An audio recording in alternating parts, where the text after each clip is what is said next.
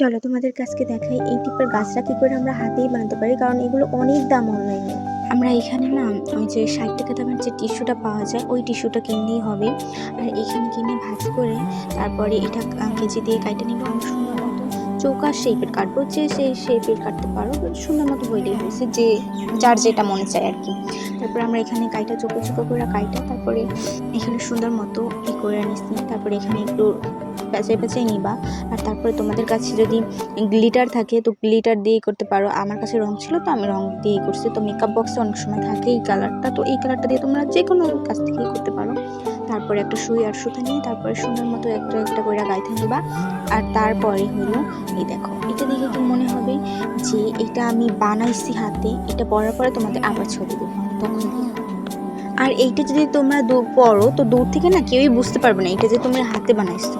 আর হ্যাঁ, এরকম সুন্দর সুন্দর ভিডিও দেখার জন্য অবশ্যই কিন্তু চ্যানেলটা সাবস্ক্রাইব করতে হবে। তো সাবস্ক্রাইব করতে কিন্তু ভুলো না।